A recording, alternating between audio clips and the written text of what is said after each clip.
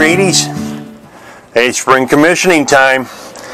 Now you know there's probably thousands of videos and articles about spring commissioning, so I'm not going to go into the details of all the things that you need to check on your boat because every boat's a little bit different. But what I want to talk about is beyond spring commissioning, but still kind of spring commissioning. For example, let's make sure that your charts are up to date.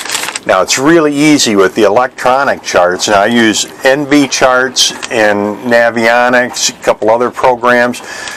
These get updated on a regular basis compared to the paper charts. I still like to have the paper charts on board, but you know, make sure that your charts are updated, even on the GPS. You know, you can put a new chip in.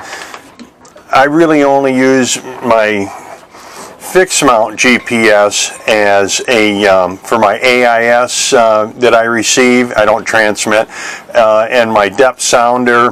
I do use some courses on it, but primarily I'm using the electronic charts.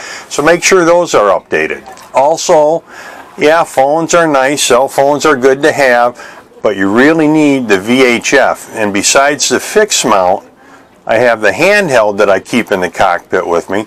So make sure that's working, you know, check the batteries, test it out a little bit with a neighbor, see that it's working okay. First aid kit, is your first aid kit up to date? Well, I looked at mine. Mine is not up to date. That's why I'm not showing you a picture of it. I need to get some things put into that. But that's important to have a first aid kit on board. And this might be part of your spring commissioning checklist, but make sure your flares are up to date and that you have plenty of them. Now I keep mine in a dry case. I put the older one, like an older one and a new one on top.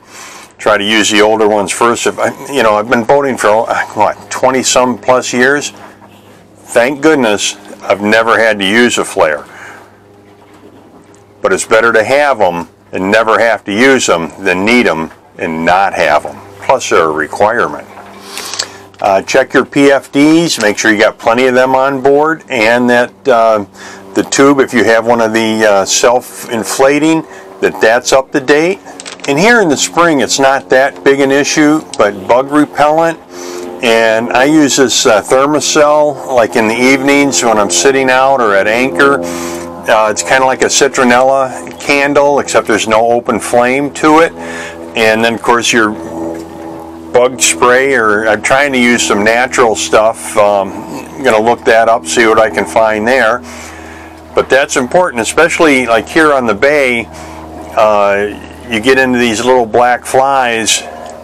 It's nice to have that bug repellent. And of course you want to stay hydrated. Plenty of drinking water. And because once you get dehydrated, you start making bad decisions, you lose focus, you lose situational awareness. It's just not a healthy thing. So plenty of drinking water for everybody. You know, and you might want a few snacks to go along with that.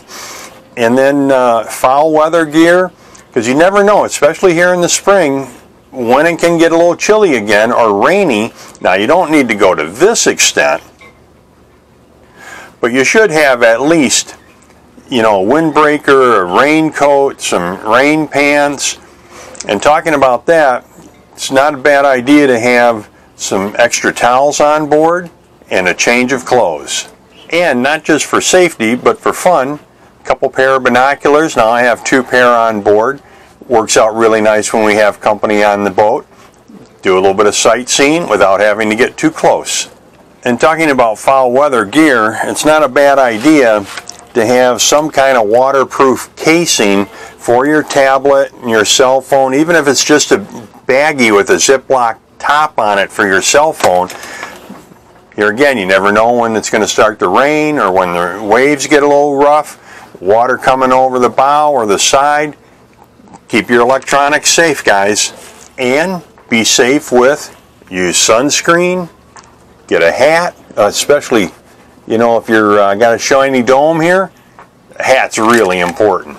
And then another couple things to kind of just look around about, check around when you get ready to leave the pier. Can loose items be secured easily or put away?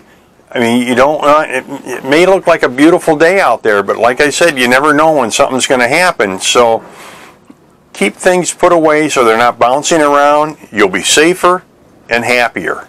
Now, I'm sure there's a lot of other items, but these are just a few of the things to think about when you're getting ready to go out on your first cruise and cruising throughout the summer.